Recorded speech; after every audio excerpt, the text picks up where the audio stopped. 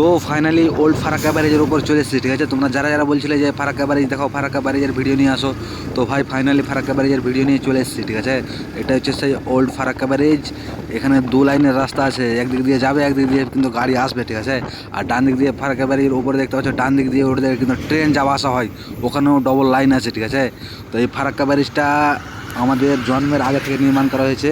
আর দেখতে পাচ্ছ লোড কতটা পড়ছে, এদিক থেকে গাড়ি আসছে, এদিক থেকে যাচ্ছে, ঠিক আছে।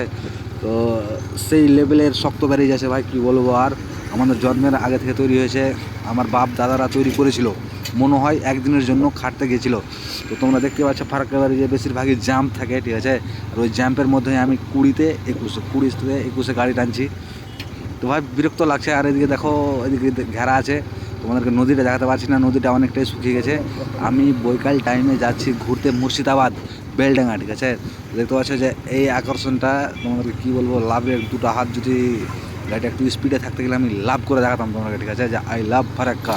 ফারাক্কা ব্যারেজ মানে সবারই ভালোবাসার একটা ব্যারেজ, ঠিক আছে। আমাদের এই ব্যারেজের বহুদূরের নাম ছড়িয়ে আছে, ঠিক আছে। ইন্ডিয়ার মধ্যে যে কোনো কোণা থেকে যে কোনো মানুষকে যারা শিক্ষিত আছে বা জানে, দেশ টেশ ঘুরেছে, ঠিক আছে, ওদেরকে জিজ্ঞাসা করবা যে ফারাক্কা ব্যারেজ নামে কোনো ব্যারেজ আছে, অবশ্যই চিনতে পারবে, ঠিক আছে। আমি একবার গেছিলাম রাজস্থানে যেয়ে বলছিলাম যে ফারাক্কা ব্যারেজের পাশে আমার বাড়ি, ঠিক আছে, হিন্দিতে বলেছিলাম। তো হ্যাঁ, ফারাক্কা ব্যারেজ তো সমঝ লিয়া।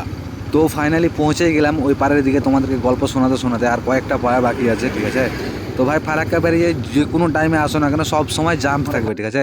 রাতের বেলাও জাম, দিনের বেলাও জাম, কী বলবো আর ফারাক্কার ব্যাপারে।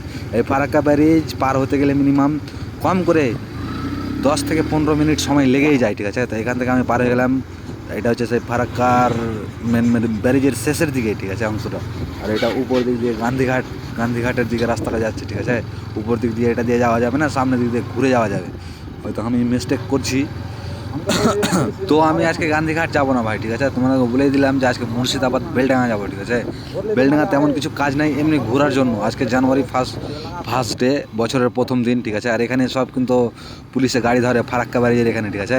তো আমাদেরকে ধরবে না, আমাদের হেলমেট টেলমেট লাগা আছে, দেখতে পাচ্ছে, সব কিছু কমপ্লিট আছে, ঠিক আছে। দেখে বুঝতে পারছে যে হ্যাঁ ভাতিজারা ক্যামেরা ফ্যামেরা লাগিয়ে রেখেছে। আর ক্যামেরা ট্যামেরা লাগাতে গেলে খুবই কমই ধরে, ঠিক আছে। এটা মানে আমি তোমাদেরকে হিরোগিরি হওয়ার জন্য বলছি না, তুমি হয়তো খেয়াল করবা যারা রাইডারগুলো আছে কিনা, ওদের গাড়ি বেশিরভাগই কমই ধরে।